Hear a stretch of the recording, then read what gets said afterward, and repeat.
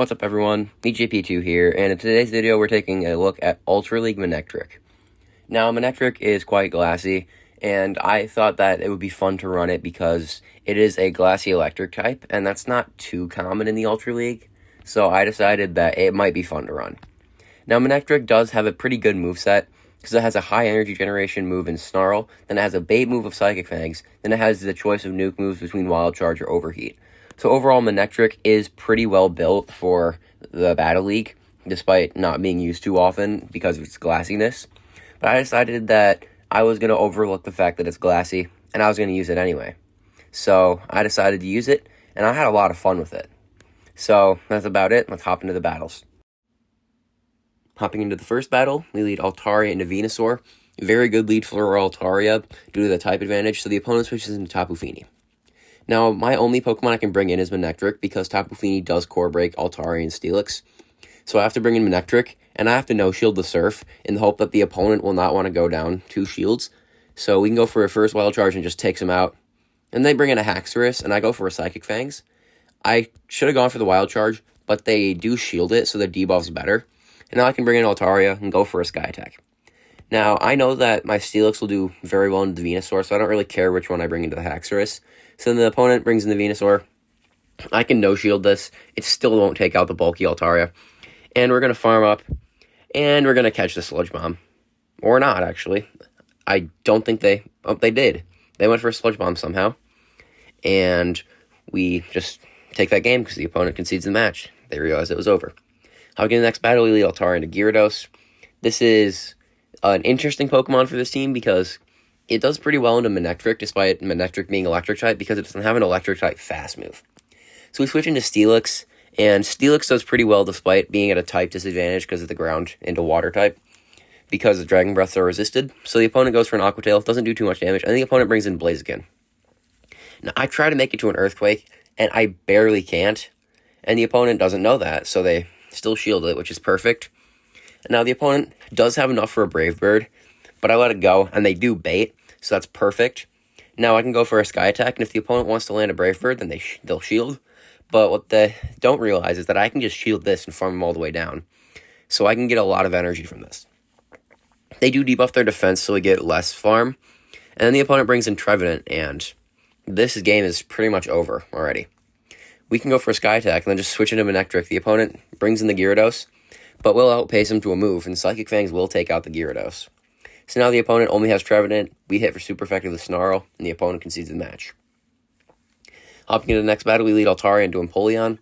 Both Pokemon here don't do too well into each other, but this Empoleon is actually running Metal Claw, and that actually betters the matchup because Metal Claw is neutral while Waterfall is resisted. So I'm going to go for a Moonblast. Moonblast is a bit better than Sky Attack, I think, just because Sky Attack did get slightly nerfed. And so the opponent's going to go for another move. They go for another Hydro Cannon. We're still not in Metal Claw farm down range, thankfully, but I'm not risking it to make it to the Moonblast, so I can go for Sky Attack. Sky Attack will not take them out, and they do make it to a move, which is not ideal, but it doesn't matter too much. We can bring in Manectric and get a Snarl, and that energy advantage can do very well. Now the opponent brings in Greninja, and this Greninja's running Bubble for some reason.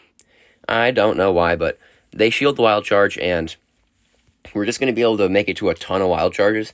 So even if they do go for an Ice Slash, which is slightly cheaper, we will still be able to make it to more than enough Wild Charges. They shield that one again, so I totally could have baited, but whatever. And now they might be 2 bubbles off, but the thing is, Manectric would win CMP anyways. That's actually how high of an attack stat the thing has. We one-shot Greninja, and in the back, the opponent has Primarina. Now, this is not good, because Primarina, despite being a Fairy type into a Steel type, does pretty well simply because of Steelix's moveset. Now, I'm going to be able to make it to a Breaking Swipe, but I lose the CMP tie, and this Primarina actually is running Hydro Pump, so we get taken out, and 2 more Charms takes out the Manectric, and we lose that game. Hopping into the next battle, we lead Altaria into Golisopod. This is a fairly good matchup, especially if the opponent's running X-Scissor and Liquidation, because both of them will be resisted. But even if they're running Aerial Ace is non-stab, which is pretty good for us as well. And it doesn't look like they're running Aerial Ace, so we're going to be in a very good matchup here.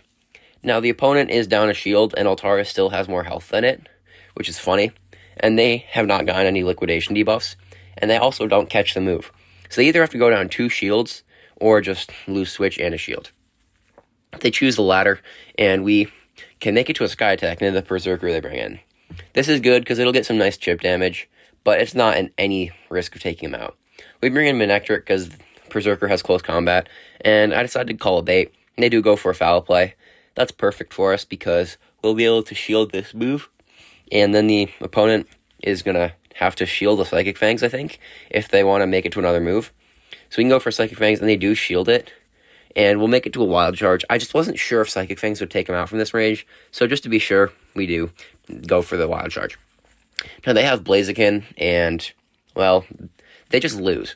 Despite being a fighting and fire type into a steel type, Steelix is still going to be able to win this, simply because of the massive bulk difference plus Breaking Swipe. So we'll be able to make it to 2 Breaking Swipes, because Blaziken's relatively glassy, it'll take him out, and we take that game. Now, this battle was my 3rd win in the set, so I was thinking, hey, I'm going to get an encounter, and actually get a shiny Guzzlord, which is crazy. This was like the day that they released it, I think. So I missed the first excellent, but I get the second one, and we catch it. And look at the appraisal on that. The thing's actually really good. This is why I do Battle League.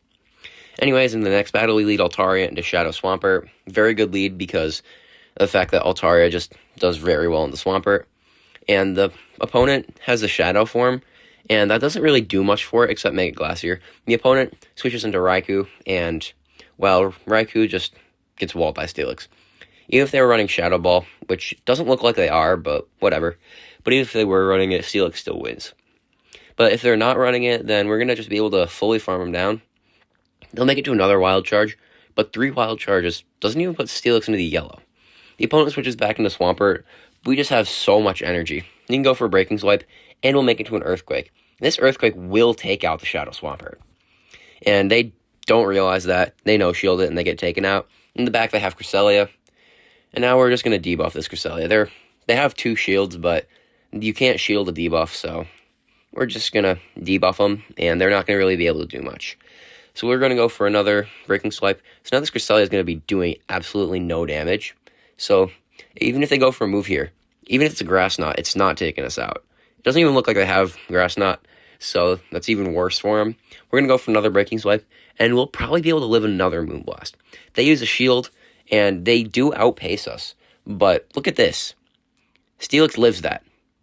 That's how bulky Steelix is. Granted, it's a Cresselia that was 3 stages debuffed, but still, nothing should survive a Moonblast from that range. We switch into Manectric to go for a Moonblast. No damage, but they do get an attack drop. But this game's over. We even get a 2-shield flex. Hopping into the next battle, we lead Altaria into Swampert. Once again, very good lead because of typing. And the opponent is going to stay in.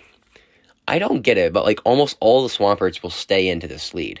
I don't know why, but they do. They go for Hydrocan switch out, and we switch and catch the Dragon Claw into Steelix. Now, you're wondering why I switch into Steelix instead of Manectric? It's because Steelix actually has a better matchup into Charizard than Manectric does, simply because of Manectric's glassiness, plus it doesn't have a good fast move pressure. The opponent goes for a Blast Burn, and look at that. Steelix, I have a pretty high rank Steelix, and the Breaking Swipe debuff means that Blast Burn doesn't even put it into the red. And Steelix takes down a Charizard, and the opponent just concedes the match. I'm guessing that they were just completely shocked by that. Anyways, next battle, we lead Altaria into Cresselia, and this Cresselia is running Confusion. The opponent then switches into a Gardevoir, and my best response is Steelix, because Manectric will get farmed down, so we have to bring in Steelix, and Steelix is just going to debuff the Gardevoir, but they're going to reset that with Triple Axle. Now, the only way for me to do any meaningful damage is with Earthquake, so I farm up to it, and I'm going to go for it. And if the opponent shields this, and they might be able to get Switch. So they shield it, and now I would have to shield this, so I do. And I might be able to make it to another Earthquake, but I'm guessing the opponent's going to switch out, and they switch into a Rayquaza. Now, this is interesting, because you really don't want to switch a Dragon type into a Steel type. Then the opponent, they go for a Breaking Swipe into my Steelix, but they're debuffed, and Breaking Swipe leaves Steelix on, I think, 1 HP. And we bring in Altaria, farm down the Rayquaza. They bring in Gardevoir. We can go for a Sky Attack, though. Sky Attack will get a shield, and the Dragon Breath will do some nice damage, but not too much. And Manectric should be able to get a farm down here. Now, we're going to be able to shield the Triple Axle, and then the opponent switches back into the Cresselia. And we're going to go for Psychic Fangs, try and debuff them. We get the defense debuff, obviously. And the opponent goes for a move, And Moonblast does take us out, and that loses us the game. I thought I could survive it, but I couldn't. Next battle, we lead Altara into Vikavolt. The Vikavolt is going to farm up to a discharge and go for it.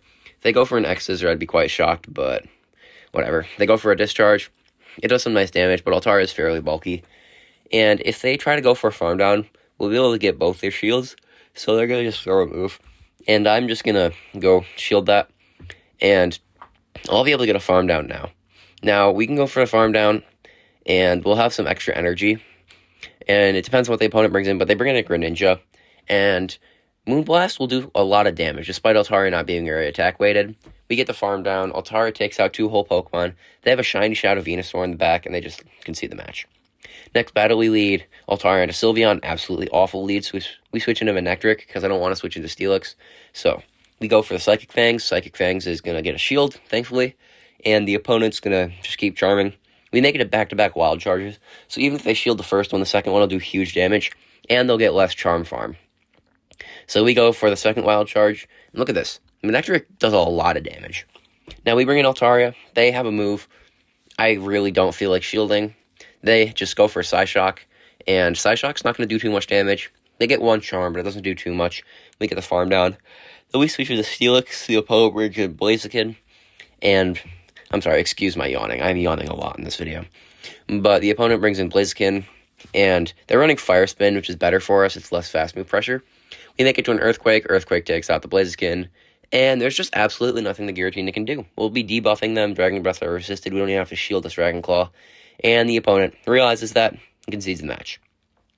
Hopping into the next battle, we lead Altara into Milotic.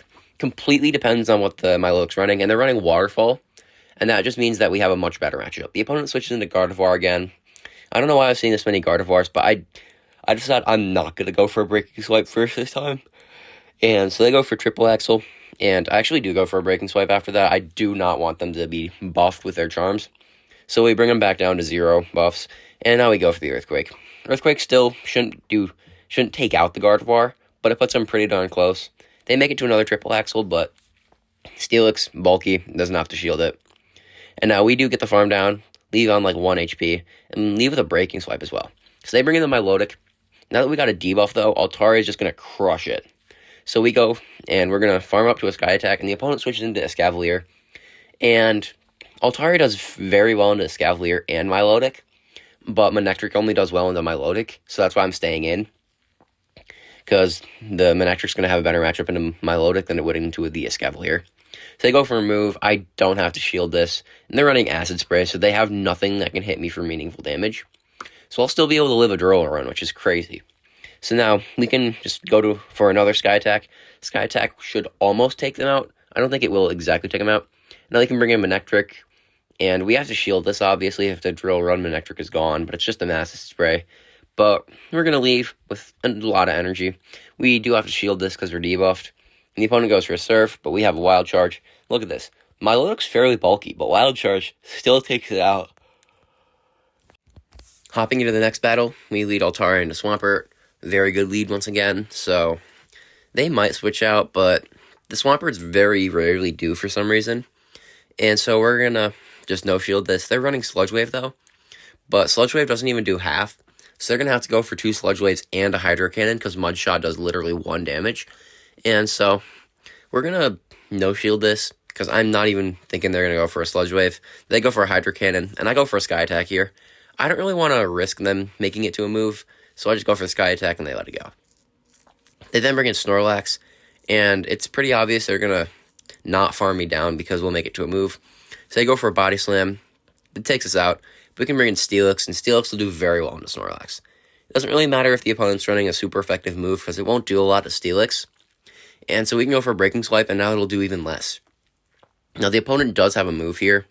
I no-shield it. It's an Earthquake, so that's a pretty spicy move on the Snorlax, but besides that, it doesn't do too much. And their opponent's just going to let it go. We're going to probably try and commit to a farm down. Even if this is an Earthquake, I don't even think it'll take us out. They go for a Body Slam. That does virtually nothing. And in the back, they have a Alolan Muck, and we go for an Earthquake. I really should have gone for a Breaking Swipe. They were pretty obviously going to shield it, but whatever. Now we can bring in Manectric. Manectric actually does live a move here, So they can go for a Dark Pulse, and we'll be able to make it 2 back-to-back Wild Charges. And I debate with the Psychic Fangs. If they shield the Earthquake, I thought they would have shielded that, but whatever, it doesn't really matter, because we'll be able to shield whatever move they have, or they can just no-shield that and almost get taken out. That's fine as well. We bring in Steelix with the farm down, and we once again get a 2-shield flex. Now some final thoughts on Manectric. I really like Manectric. It's one of my favorite electric types, and I was very happy to have been able to use it in the Ultra League. And it performed very well for a glassy Pokemon. Running Wild Charge was very nice for it, because it allowed it to do a lot of damage, and it looks like I didn't even have any battles with Overheat in here, so there's no really point in having it there. But if you do want to run Overheat, it's very fun if you want to catch some grass types off guard. So if you really want to run Manectric, you can always run Overheat on it, because it'll be very good. Anyways, that's it for today, and I'm going to try and get a video out tomorrow featuring some very old battles with a Mega Pokemon. So make sure to subscribe for that. Anyways, that's it, and I'll see you all in the next video.